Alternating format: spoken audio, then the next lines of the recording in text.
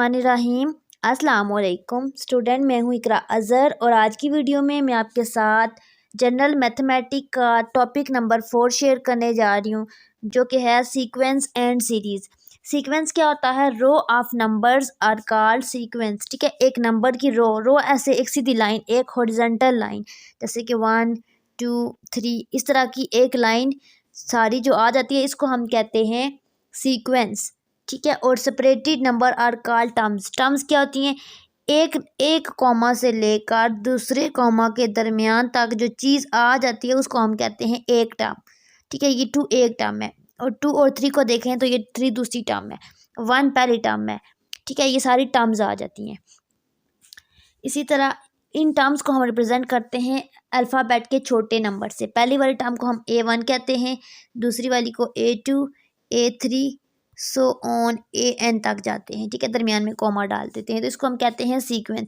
इसी सीक्वेंस के अंदर हम कॉमा को हटा के अगर यहाँ पे प्लस लगा देते हैं तो ये हमारे पास बन जाती है सीरीज़।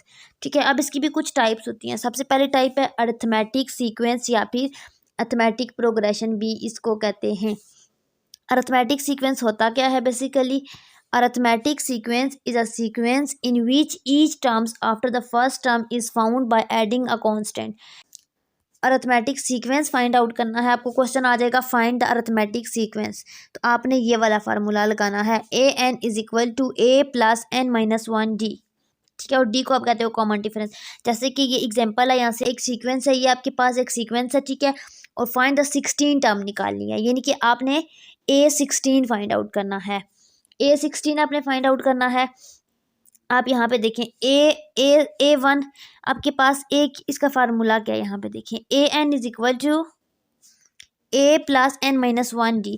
अब AN यानी कि N आपने 16 लेना है, क्योंकि आपने A16 निकाला है, तो A16 is equal to A पहला वाला A पहली टर्म, यानी कि पहली टर्म क्या है, यहाँ पे देखेंगे सीरीज में 1500 है, तो 1500 उसके बाद आपने करना है प्लस, ये देखिए A+ तो 1500 और उसके बाद प्लस और n-1। n कौन सा ले रहे हैं हम?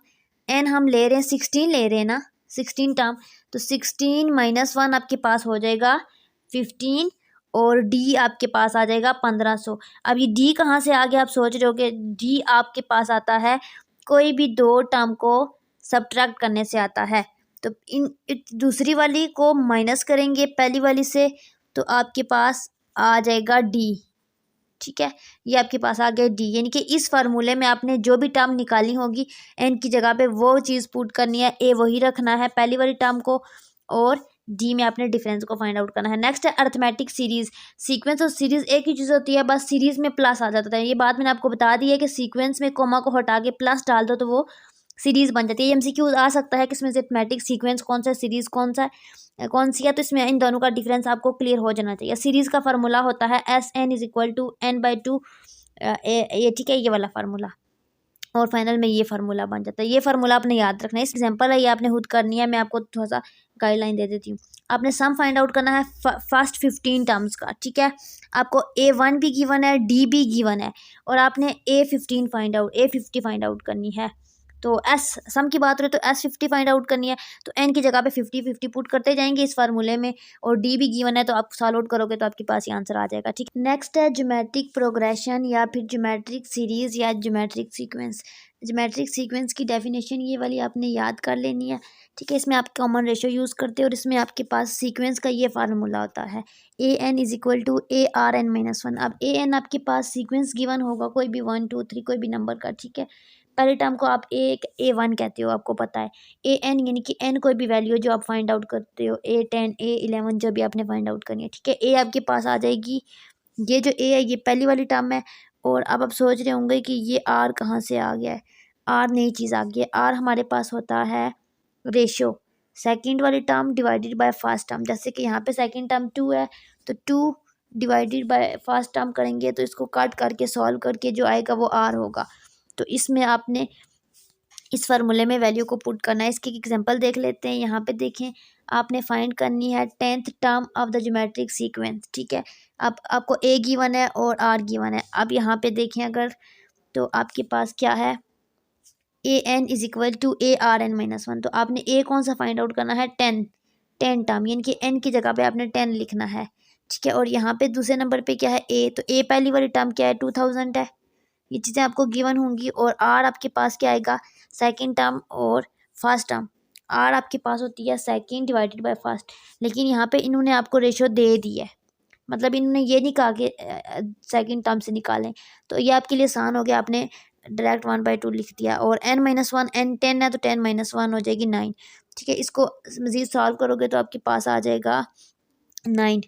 2000 डिवाइडेड बाय 2 की पावर 9 क्या होती है आपके पास 512, ठीक है। इसको सॉल्व आउट करोगे कैलकुलेटर में तो आपके पास ये चीज़ आ जाएगी, ठीक है।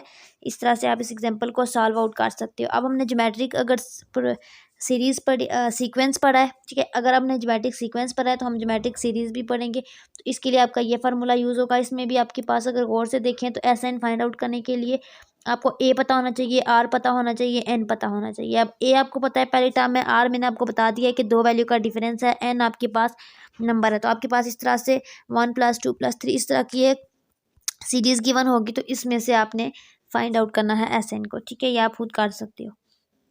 नेक्स्ट ये क्वेश्चन है, ये वाले केस आपने याद करने, ये इंपॉर्टेंट एमसीक्यूज में आ सकते हैं, ठीक है।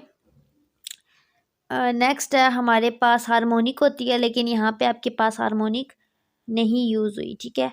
इस बुक में इन्होंने हार्मोनिक का जिक्र नहीं बताया, लेकिन जहाँ पे भी अरिथमेटिक ज्योमेट्रिक का जिक्र आता है साथ हार्मोनिक का भी आता है, ठीक है। अच्छा, if the sequence of a number approaches to converge क्या होती है और डाइवर्जेंट क्या होती है। अगर सीक्वेंस फेनाइट है तो वो कन्वर्जेंट है, अगर फेनाइट नहीं है तो वो डाइवर्जेंट है। फेनाइट मतलब जिसको हम गिन सकते हैं, काउंट कर सकते हैं। जैसे कि हम कहते हैं कि आसमान पे कितने तारे हैं, तो हम उनको काउंट नहीं कर सकते, अनकाउंटेबल हैं, तो उसको हम कहेंगे इनफेनाइट। तो फेनाइट वो हैं जिसको हम काउंट कर सकते हैं। तो अगर अगर हमारे पास सॉल्व आउट किया हमारे पास सीरीज़ को, यूँ जो सीरीज़ की मैंने देखना है कि उसका एंड जो है वो क्या है। अगर तो फेनाइट है तो वो कन्वर्जेंट है, अगर नहीं है तो वो डाइवर्जेंट है, ठीक है। इसी तरह आपने ये मैं बता दिया आपको, ये 3 चीज़ें याद रखनी है यहाँ पे। आर ग्रेटर देन वाला केस, ये लेस देन वाला केस, ज़ीरो वाला केस, ठीक है, ये इंपॉर्टेंट है।